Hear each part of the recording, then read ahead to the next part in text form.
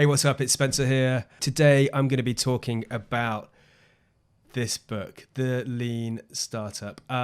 Look, everybody should have read this. I'm guessing everyone listening to this, everyone watching this has read The Lean Startup already. Of course you have, right?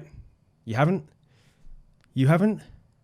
Come on, you've got to be reading this thing. And if you don't want to read it, don't worry about it actually too much, because just keep on watching this episode. Keep on watching other episodes that we're going to be doing, that I'm going to be doing about the lean, because it's a topic that I'm going to keep coming back to. Also, check out the amazing work that Nick Himovich does. We do a thing called the Spen and Nick Show. If you haven't checked that out, go and check it out. We do loads of stuff about lean and using it in the right way. But look, I'm not going to be talking about this whole book right now. Check it out. There's a bunch of great resources. What I'm going to be talking about is misconceptions around lean. Because a lot of people, when they see the lean startup, they kind of think, that means cheap, right? That means crap quality, or that means all these no strategy. And actually, the reality of lean is completely different. Now, even if you do not read anything else, check out the back cover on the Lean Startup, because that's going to tell you a little bit about what this actually is and what lean is actually about. So the Lean Startup is about learning what your customers really want. It's about testing your vision continuously, adapting and adjusting before it's too late.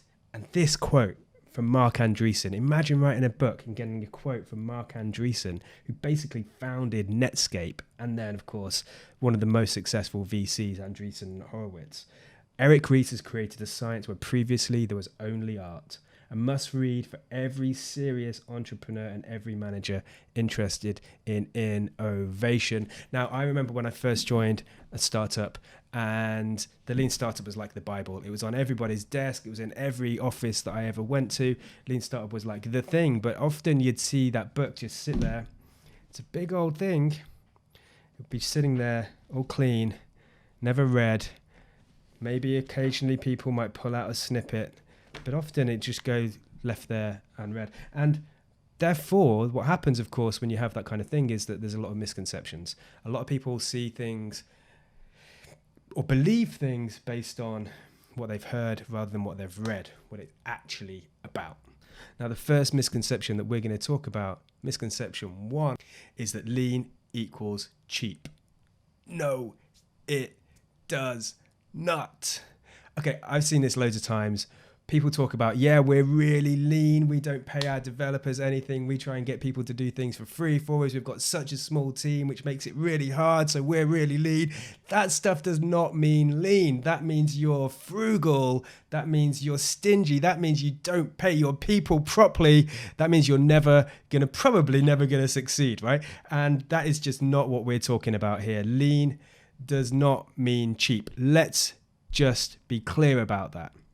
Lean is about exploration, not exploitation. Do you like that? Whoa! Man, how do I come up with these things? It's about exploration, not exploitation. Okay, the main thing that the Lean Startup methodology approach is all about is about learning what your customers really want, testing your vision continuously. Where does it say anything about cheapness in this book? It does not.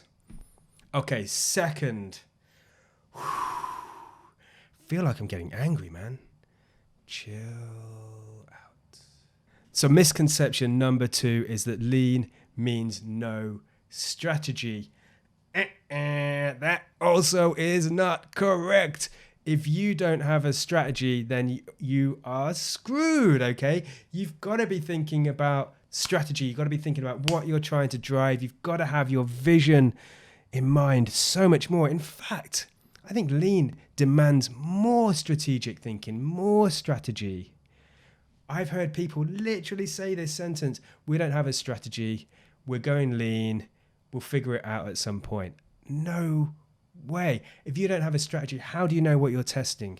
How do you know what experiments you're going to be running? How do you know how you're driving towards that vision? How do you know whether your goals are being achieved? How do you know whether your metrics are actually working out favorably for you? How do you know whether your product, whether your idea, whether your business is successful in any way? If you don't have a strategy, it just doesn't work like that. Lean does not mean no strategy. If anything, lean means more strategic thinking.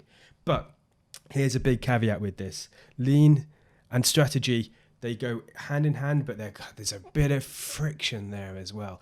What you have to have is this idea of the triangle with your firm base as your vision. Your vision doesn't change. That has to be solid. It has to be formed around exactly what your purpose as a business or as a product, what that purpose is all about. You have to align everything to that vision. Now, your strategy is super important, but it can flex. Here was the big thing. It can flex, it can change. You can adapt as you go, as you're learning, as you're developing new data, as you're figuring out the answers to some of the experiments and tests that you want to run, then your strategy might change. And then, of course, your product.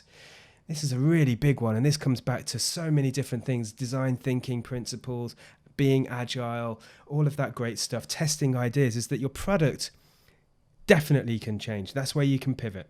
A lot of people fall in love with their product, fall in love with the solution. And you hear this often: fall in love with the problem, not the solution, okay? And that's what that kind of means. That's open for flexibility. If you think only in terms of the solution and the product that you want to create, then you're probably approaching this the wrong way. You're definitely approaching this in the wrong way, okay? So lean does not mean no strategy. Now, misconception number 3 is lean does not mean crap. It does not mean it's a shit product. It does not give you a free license to go and put out crap into the world. And when I talk about crap, what I really mean is that stuff that doesn't solve a problem. I've heard this a lot. Of course, the product flopped. We're lean, so it's bound to be rubbish at first. Okay, no. What you've got to be doing when you're focusing on lean, particularly when you're focusing on that MVP and you're going through the build, measure, learn cycle as well, so well documented through the lean startup approach. That's probably the biggest part of it. When you're building your MVP, you need to be testing the minimum viable product. It's the key thing is viability.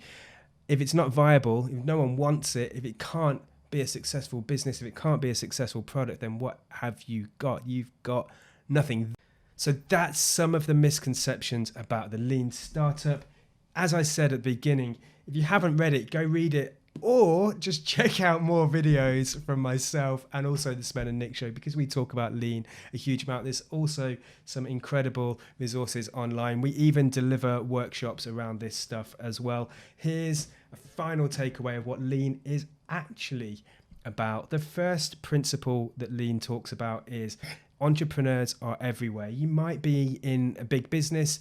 There's this phrase intrapreneur, which I'm not a big fan of. Basically, if you're entrepreneurial, then you're an entrepreneur as far as I'm concerned. Principle 2 is that entrepreneurship is management. It's just a different type of management. Again, I'd argue it's even more management to manage a lean team, carrying out all of these experiments with rigor, making sure that you're testing the right things, making sure you're gathering the right data to set against those metrics. Absolutely, entrepreneurship is about management. It's not devoid of management. The third principle is about validated learnings. This is about making sure that you're testing things and you're validating those assumptions. Have a big load of assumptions, and maybe I'll do another talk about how to come up with assumptions and hypotheses and the difference between those things and assumption mapping, etc. But you need to be running experiments that you can test against. This is the scientific approach, and therefore it's not just about sticking your finger in the air and hoping for the best. This is about being scientific with your approach to validating to those tests and those experiments that you want to run. Principle number 4 is about innovation accounting. Make sure you're measuring the right thing. Things like likes, follows, sign-ups. These kind of things are often what's called vanity metrics. And Lean Startup, he talks about the vanity metrics. These are things that make you feel good, but actually aren't the things that you're really testing, aren't the goals that you need to be testing for with those really early stages through that build, measure, learn cycle. And that takes us on to point 5, which is the principle of the build, measure, learn cycle. The idea here is that you build something, you get it out into the world, you measure its success, and you learn from that, and you go and build again. What you need to be doing is basically getting through that cycle as quickly as you can, as many times as you possibly can, in as quick a succession. If you run 20 experiments on the same hypothesis, it's likely that you're going to have some amazing results, and you're going to know exactly what your audience needs and whether your product is really going to be viable. This is about getting through those cycles quickly, efficiently. Lean does not mean cheap. Lean does not mean there's no strategy or no management. Lean does not mean it's crap. Lean is about learning what your customers really want and experimenting to see whether your business or your product can actually work. Whoa, okay, so that was a bit longer than I thought it was going to be, but hopefully you got some value. I got some value out of that, delivering it. It felt good. I really enjoyed that. If you like what you're seeing, if you want me to do more of these, please like and share. And it'd be amazing if you can just caress that little subscribe button to make sure that you get the latest videos delivered straight to your phone when they're released. Thank you so much. Have a great day.